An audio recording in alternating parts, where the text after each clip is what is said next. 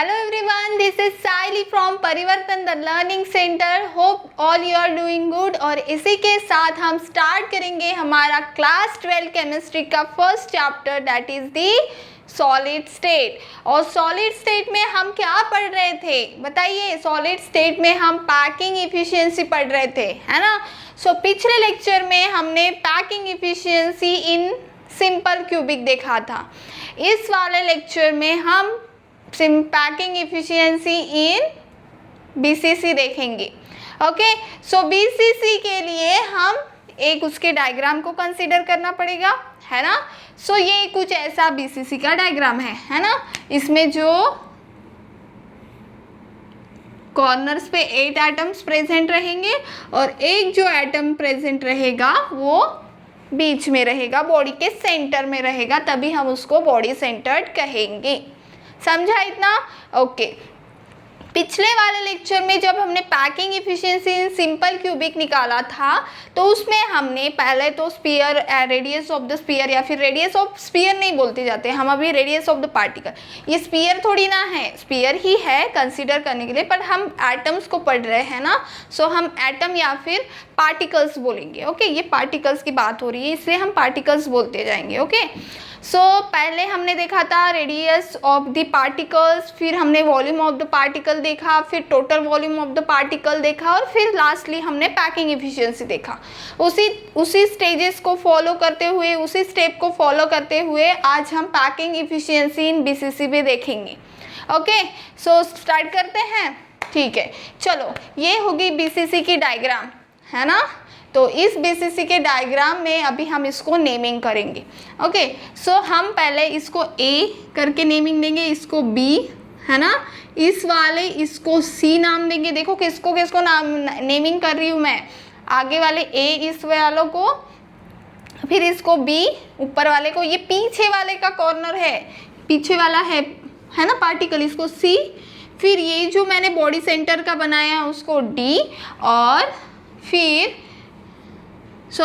हम इसको ऐसा भी कर सकते हैं, सॉरी हम अपने को समझ में आ जाए इसीलिए मैं इसका थोड़ा सा नाम मतलब सीरियल वाइज लेती हूँ। ओके, सो यहाँ पे हम लेंगे ए, यहाँ पे भी लेंगे। ओके, तो वो हमें समझने में अच्छा होगा। ठीक है, सीक्वेंस वाइज आपको भी जब आप ध्यान रखोगे तो ये वाला सीक्वेंस आपको अच्छी तरीके से याद रखेगा, है ना। सो ए, यहाँ पे बी, तो यहाँ पे हम सी लेंगे, है ना, फिर ये सेंटर वाले पॉइंट को डी लेंगे और इसके ऊपर इधर जाएंगे तो इसको ई नाम दे देंगे। समझा इतना कैसे जाना है? ए बी सी और डी और ई, इतने ही पॉइंट्स का नेमिंग करना है, इतने ही पॉइंट्स का हमें यहाँ पे काम है, इसलिए हम इसी पॉइंट का नेमिंग करेंगे। ओके, नाउ अभी हम क्या करेंगे, कुछ कंस्ट्रक्शन करेंगे। हम मैथ्स में ज्योमेट्री में करते थे ना कंस्ट्रक्शन, वैसे ही हमें कुछ यहाँ पे थोड़ा सा कंस्ट्रक्शन करना है। तो कंस्ट्रक्शन पार्ट में हम क्या करेंगे, इस AC को ज्वाइन कर देंगे। AC को मैं अभी आपको दिखा रही हूँ ना, AC को कैसे डॉटेड लाइन से मैंने ज्वाइन कर दिया। ओके, ना अभी ज्वाइन कर दिया मैंने, तो अभी यहाँ पे हम सबसे पहले क्या निकालने वाले हैं, रेडियस ऑफ पार्टिकल, है ना। तो रेडियस ऑफ पार्टिकल में हम सबसे पहले किसका, कौन सा वाला ट्रायंगल देखेंगे? अभी हम यहाँ पे ये वाला triangle, A B, B to C और सी टू ए। सो मैं यहाँ पे लिख लेती हूँ इन ट्रायंगल ए बी सी। देखो ए बी सी ऐसे बोला तो थोड़ा सा ध्यान में रखने लायक, और जब हम इसकी प्रैक्टिस करेंगे तो अच्छे से लर्न भी, मतलब हम समझ के लर्न भी कर सकते हैं ना। नहीं तो नाम में ही इसको नेमिंग जब करेंगे उससे उल्टा उल्टा रहेगा तो नेमिंग करने में भी प्रॉब्लम और याद रखने में भी प्रॉब्लम हो जाता है ना। सो अभी हम कैसे याद रख रहे हैं, ए बी सी, इसलिए हमने नाम भी वैसे दिया है A B C. Okay, now देखो ट्रायंगल ए बी सी, यहाँ पे जो ए बी सी ट्रायंगल यहाँ पे कंसिडर किया है, तो ये आप बी देखोगे तो ये बी के साथ ऐसा है ना, और इसके ऊपर ऐसा रहेगा, तो ये वाला एंगल कितने का रहेगा, 90 का। सो हम बोलेंगे in triangle A B C angle B is equals to 90 degree, है ना। सो हम इसको 90 डिग्री बोलेंगे। तो अगर ये वाला ट्रायंगल अगर 90 डिग्री है तो क्या हम इसको पाइथागोरस थ्योरम अप्लाई कर सकते हैं? हाँ मैम कर सकते हैं। सो करो स्टूडेंट फिर पाइथागोरस थ्योरम। ठीक है, in triangle ABC Pythagoras theorem कैसे करें? By PG theorem. Pythagoras theorem को हम क्या बोलते हैं? PG थे पाइथागोरस थ्योरम, है ना, या फिर PG थ्योरम कहेंगे। सो बाय पाइथागोरस थ्योरम हम क्या लिखेंगे यहाँ पे? चलो बताओ क्या हो जाएगा? हाइपोटेनस साइड कौन सी हो जाएगी? AC वाली, क्योंकि 90 B है, एंगल B इज टू 90 है, तो ये AC क्या हो जाएगी? Hypotenuse. So AC square is equals to AB square plus BC square, है ना। नाउ AB कितना होगा? मैम यहाँ पे तो कोई भी साइड दिख नहीं रही है, तो फिर कैसे बताए? अरे बाबा पिछले लेक्चर में मैंने आपको बताया था कि जो एज लेंथ होती है ए, जिसको हमने पिछले लेक्चर में डिफाइन किया था, है ना, ए क्या रहती है? मान लो मैंने बोला कि ये वाले दो आइटम्स के कॉर्नर्स के, तो ये वाला डिस्टेंस कितना बोला था मैंने? ए, है ना। फिर मैंने बोला कि A to B लेती हूँ तो ये वाला डिस्टेंस भी कितना हो जाएगा? A, है ना। फिर मान लो मैंने बोल दिया कि ये वाले दो कॉर्नर्स को मैं पकड़ लेती हूँ तो ये वाला डिस्टेंस कितना हो जाएगा? फिर से A। फिर से मैं मान लेती हूँ कि मैं ये दो वाले पॉइंट्स को पकड़ती हूँ, अरे ये वाले इसमें और ये वाले इसमें डिफरेंस ही क्या है? क्या क्यों नहीं पकड़ सकते आप इसको भी A कह दीजिए, है ना। फिर मैंने बोल दिया इन दो पॉइंट्स को बोल देती हूँ तो ये भी A हो जाएगा। मतलब हम बोल सकते हैं कि नाम से ही पता चल रहा है एज लेंथ, दो एजेस के बीच में का लेंथ, है ना। सो एज लेंथ कितना हो जाएगा? A, है ना। सो अभी क्या पूछा गया है? AB पूछा गया है, तो AB क्या होगा? A होगा। सो यहाँ पे मैं A स्क्वायर लिख लेती हूँ। फिर BC पूछा है, BC, अरे ये आगे वाला ही तो A है, तो ये पीछे वाली क्या साइड डिफरेंट रहेगी? नहीं मैम, नहीं रह सकती। सो ये BC भी क्या हो जाएगा? A। So A square again. So AC की वैल्यू क्या मिल गई मुझे? AC स्क्वेयर की 2A square, A square plus A square 2A square. Okay, so इसको मैं थोड़ा सा हाईलाइट करके रख देती हूँ इसको। ओके ना, ये हो गया अभी हमारा एक ट्रायंगल को जिसको हमने कंसीडर किया था, उसका हमने हाइपोटेनस साइड निकाल दिया। अभी हम फिर से एक ट्रायंगल को यहाँ पे इमेजिन करेंगे। ओके, सो वो वाला ट्रायंगल हम बोलेंगे अभी इसको मिटा देंगे या फिर इसको रहने देंगे, है ना, ये काम में आने वाला है अपने। तो हम क्या करेंगे अभी? इसको और इसको ज्वाइन कर देंगे। क्या बोल रही हूँ मैं? C to E ज्वाइन कर दिया मैंने, तो बीच में ये बॉडी सेंटर्ड वाला पॉइंट आ रहा था, इसलिए मैंने ऐसे लिखा। ठीक है, समझो आपको? तो फिर अभी मैंने ये कर दिया। ओके नाउ अभी देखो यहाँ पे जो एंगल A है, ये वाला एंगल, ये 90 डिग्री होगा, है ना। देखो ना, ये एक खड़ी लाइन है और इसको मैं अगर ऐसे बोल रही हूँ, पीछे वाली साइड बोल रहे हैं, यहाँ पे नहीं समझेगा अभी। देखो एक ऐसी लाइन है और पीछे वाली साइड से लेके जा रहा है, तो ये एंगल A कितना हो जाएगा? 90 डिग्री, है ना। तो फिर हम यहाँ पे बोलेंगे अभी कौन सा ट्रायंगल कंसीडर करेंगे? EAC, है ना, या फिर AEC बोलिए, ये कुछ भी बोलिए, EAC बोलिए। ठीक है, सो हम यहाँ पे लेंगे इन ट्रायंगल EAC, है ना, जो 90 वाला होता है वो बीच में आना चाहिए, इसलिए हम A को बीच में लेंगे। एंगल A कितना होगा? 90 डिग्री, है ना, A इक्वल्स टू 90 डिग्री हो जाएगा। ओके, सो अभी हम यहाँ पे पाइथागोरस थ्योरम फिर से अप्लाई करेंगे, क्योंकि 90 डिग्री बोल दिया है, तो मैं यहाँ पे बाय PG थ्योरम लिख रही हूँ। ओके, आगे से PG थ्योरम ही लिखती जाऊंगी, तो आपको समझना है कि PG थ्योरम मीन्स क्या है? पाइथागोरस थ्योरम, है ना। सो बाय PG थ्योरम, चलो अप्लाई करो इस ट्रायंगल को, पाइथागोरस लगाओ, क्या हो जाएगा? क्या हो जाएगा बोलो? यस, AB कहाँ से आ गए? EA कह दीजिए, EA स्क्वायर प्लस ये वाली साइड AC स्क्वायर, है ना, और ये वाली साइड हाइपोटेनस हो जाएगी, सो EC square, hypotenuse left hand side में लिखो या फिर राइट हैंड साइड में लिखो, one and the same thing he हो जाएगी, है ना। सो हमने क्या लिखा, ये वाला फिर ये वाला और ये हाइपोटेनस हो गई, इसीलिए हमने इसी वहाँ पे लिखा। नाउ ए कितना है, ये वाली लेंथ कितनी हो जाएगी, ए हो जाएगी मैम। सो यहाँ पे लिए लिखो ए स्क्वायर। नाउ ए सी, ए और सी कितना हो जाएगा नहीं पता मैम, पर हमने ए से निकाला था, है ना, तो क्या है 2a स्क्वायर। चलो इसीलिए हमने इसको हाईलाइट किया था, चलो हमने इसका यूज़ कर दिया, लिख लिया 2a square is equals to EC square. EC square नहीं पता है मुझे, नहीं पता है ना, वो ऐसे वाली लाइन है ना, ऐसे कॉर्नर्स थोड़ी ना है, नहीं पता हमें तो नहीं लिखा मैंने। फिर now EC square is equals to क्या हो जाएगा, a square plus 2a square, 2a square plus 1a square 3a square, है ना।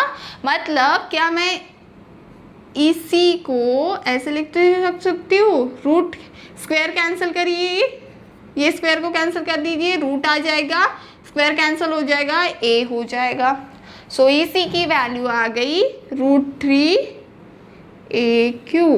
ए, है ना। सो इसको हम टेम्पररी वैल्यू, इसको बॉक्स नहीं करते, इसको टेम्पररी वैल्यू रख देते हैं। जैसे इसको हाईलाइट किया था कुछ ऐसे ही इसको भी हाईलाइट करेंगे। ओके नाउ अभी देखिए, बट आप पिक्चर में देखिए, इस डायग्राम में देखिए, अब इस डायग्राम में आपको क्या दिख रहा है, EC की वैल्यू तो कुछ ऐसी है, मतलब EC को देखो, यही पे बता रही हूँ मैं आपको, या फिर आपको अच्छे से पता चले, है ना। ये वाला E वाला है, ये वाला बड़ा वाला D वाला है, और यहाँ पे C वाला है, कुछ ऐसा बन रहा है। EDC एक लाइन में आ रहे हैं, हाँ मैम एक लाइन में आ रहे हैं। सो इसको E कह दीजिए, इसको D कह दीजिए, और इसको क्या है C कह दीजिए, है ना। सो एक कॉर्नर में आ रहा है, तो अभी है ना EDC ऐसे लिखती हूँ मैं। ओके ना, इसका सेंटर ये, इसका सेंटर ये, इसका सेंटर ये। पिछले लेक्चर में हमने देखा था, अभी इसकी EC की वैल्यू चाहिए, EC की वैल्यू, है ना। तो EC की क्या वैल्यू हो सकती है, पिछले लेक्चर में हमने देखा था कि ये वाला जो है वो कितना रहता है, रेडियस R, है ना। यहाँ पे तो ये वाली एक रेडियस R और ये वाली एक रेडियस R, मतलब 2 R हो रहे, और फिर यहाँ पे C की तरफ जाओगे तो फिर से एक R, मतलब कितने R हो गए, 1 2 3 4। EC की पूरी लेंथ क्या हो गई, EC की पूरी लेंथ क्या हो गई 4R। सो यहाँ पे मैं लिख सकती हूँ EC equals to 4R from figure, है ना, समझा।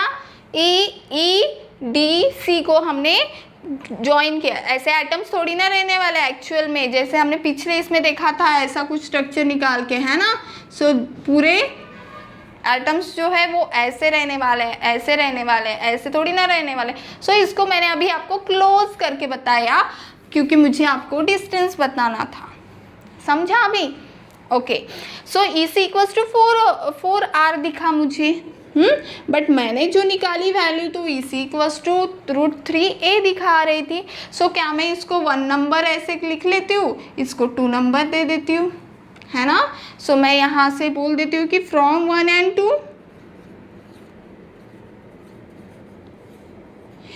LHS equals to RHS। LHS अगर सेम है तो RHS equals to same, so √3a is equals to 4R हो जाएगा, है ना। सो यहाँ से मैं R की वैल्यू निकाल सकती हूँ। R इक्वल्स टू क्या हो जाएगा, 4 नीचे आ जाएगा, √3a upon 4। So this is the value of radius, है ना। मुझे रेडियस की वैल्यू चाहिए थी, सो मैंने रेडियस की वैल्यू निकाल दी। So radius of the particle कितना मिला, √3a/4। ओके ना, अभी तो ये हो गया रेडियस ही। अभी क्या निकालना है मुझे, सेकेंड चीज़ क्या है, वॉल्यूम ऑफ पार्टिकल, पार्टिकल का वैल्यू, है ना। सो पार्टिकल का वॉल्यूम कितना होता है बताइए, वॉल्यूम पार्टिकल कौन सा है, स्पेरिकल है, सो स्फीयर का वॉल्यूम क्या होता है 4/3 पाई आर क्यूब, है ना। सो चलो आर की वैल्यू पुट करो 4/3 पाई, आर की वैल्यू कितनी है √3a/4, है ना। सो इसका क्यूब, ओके चलो सॉल्व करो इसको। 4/3 जैसे का वैसा, पाई जैसे का वैसा, √3, चलो √3 का क्यूब अलग से लिख लेते हैं, है ना, इंटू a क्यूब अपॉन 4 का क्यूब कितना होगा 64। सो यहाँ पे हम लिखेंगे 64, है ना, हो गया। चलो अब कैंसिल आउट करते हैं, 4 1 जा 4, 4 2 जा 4, 16 जा 64, है ना। सो ये ऐसा आ गया। नाउ और क्या कैंसिल, इस 3 को क्या मैं ऐसे लिख सकती हूँ, इस 3 को कहाँ पे बताओ, अच्छा √3 को ऐसे फिर ऐसे लिख लेते हैं, √3 into √3 into √3, okay, into a cube into pi, pi है ना बच्चा, अपॉन इस 3 को मैं क्या लिख रही हूँ √3 इंटू √3, है ना। हम सबको पता है 3 = √3 इंटू √3 क्या होता है 3 होता है, √2 इंटू √2 क्या होता है 2 होता है। सो यहाँ पे जो 3 है उसको मैंने कुछ ऐसे से लिखा, क्यों लिखा मैंने ऐसे, क्योंकि मुझे कैंसिल आउट करना है। सो इस 3 को मैंने ऐसे लिखा और 16 को जैसे के वैसा, है ना। ओके चलो कैंसिल करो, √3 एक कैंसल इस √3 के साथ, एक √3 कैंसल इस √3 के साथ, कौन बचा a cube pi a cube √3 upon 16, है ना, बराबर है। सो this is the volume of particle, इसको क्या बोलेंगे हम वॉल्यूम ऑफ पार्टिकल, ठीक है। आप अच्छे से लिख लो इसको बॉक्स कर देती हूँ मैं, जो भी बचा, volume of particle is equals to क्या हो जाएगा √3 pi a cube upon 16। So this is the volume of particle, okay ना। इतना समझा आपको, चलो इसका स्क्रीनशॉट ले लो जल्दी से, फिर हम टोटल वॉल्यूम ऑफ पार्टिकल देखेंगे और उसके बाद पैकिंग एफिशिएंसी देखेंगे। चलो स्क्रीनशॉट लो, ओके चलो मैं मिटा दे रही हूँ अभी, ओके ओके चलो अभी इतना ही मिटा देती हूँ, जितना काम का है उतना मिटा देती हूँ।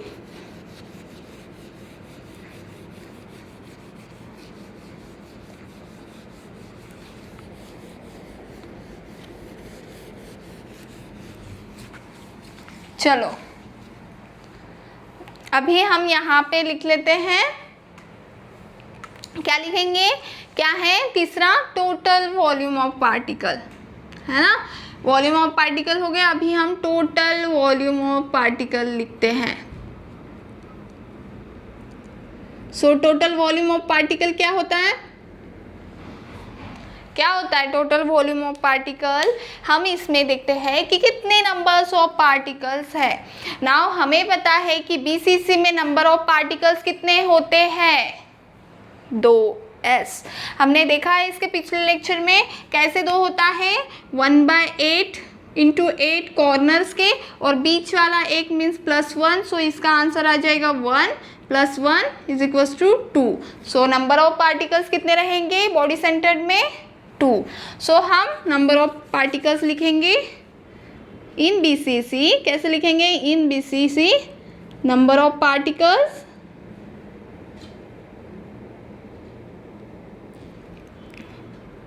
आर 2, है ना। सो हम यहाँ पे लिखेंगे, चलो वॉल्यूम, देयरफॉर टोटल वॉल्यूम क्या हो जाएगा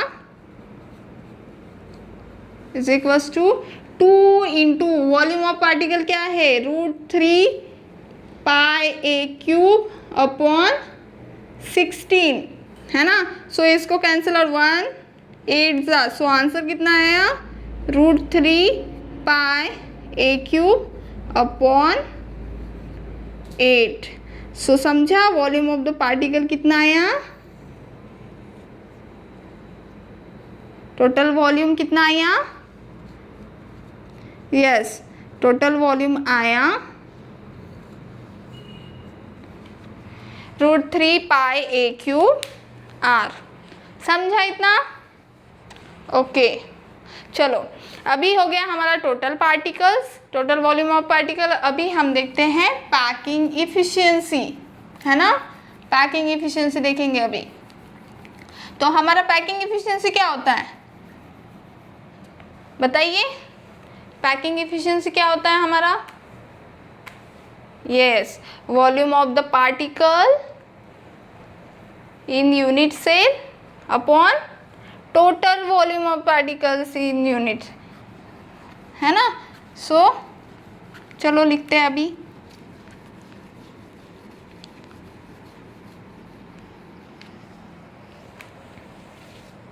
चलो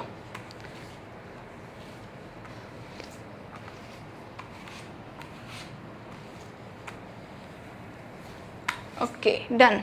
चलो क्या देखना है अभी, पैकिंग इफिशिएंसी लास्ट वाला, है ना। So 4th number is packing efficiency. क्या होता है packing efficiency, total volume of particle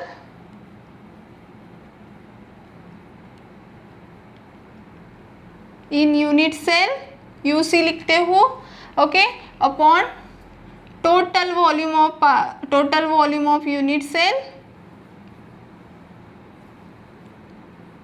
है ना, इंटू 100। ऐसा होता है पैकिंग इफिशिएंसी, है ना। Okay, so volume of particles in unit cell, so कितना है, चलो लिखो √3 पाई ए क्यूब अपॉन 8, है ना। Total volume of unit cell कितना रहता है, ए इंटू ए क्या होता है, ए क्यूब इंटू 100। समझा, इसको मैं ऐसे करके देखती हूँ, मतलब कि आपको समझ में आ जाएगा कि ये वाली वैल्यू इनिशियली ये वाली वैल्यू है और ए क्यूब हमने टोटल वॉल्यूम ऑफ यूनिट से लिखा है। ओके, सो √3 पाई क्यूब, चलो सॉल्व करो इसको। ए क्यूब कैंसिल हो जाएगा, क्या बचा, √3 पाई अपॉन 8 इंटू 100, है ना। जब आप इसको सॉल्व करोगे तो इसको अगर आप √3 की वैल्यू पुट करोगे, पाई की वैल्यू पुट करोगे, अपॉन 8 इंटू 100 करोगे तो आपको कुछ परसेंटेज मिलेगा, 68%। तो पैकिंग इफिशिएंसी इन बीसीसी कितना हो जाएगा, 68%। नाउ बचा कितना, वॉइड्स, सो पैकिंग इफिशिएंसी 68%, है ना। नाउ वॉइड्स कितने रहेंगे, 100 माइनस 68, है ना। सो ये कितना हो जाएगा, 32%। सो वॉइड्स कितने रहेंगे, फ्री स्पेस कितनी रहेगी, 32%। समझा। सो this is the packing efficiency in a BCC. समझा, पैकिंग इफिशिएंसी 68% है और उसमें जो खाली जगह रहेगी वो क्या रहेंगे, हमारे वॉइड्स रहेंगे, जिसको हम फ्री स्पेस भी कहते हैं। तो वो कितना रहेगा, 100 माइनस 68, सो कितना परसेंट हो जाएगा, 32%। ओके, सो नेक्स्ट लेक्चर में हम देखेंगे पैकिंग इफिशिएंसी इन एफसीसी। ओके, सो समझा स्टूडेंट, थैंक यू।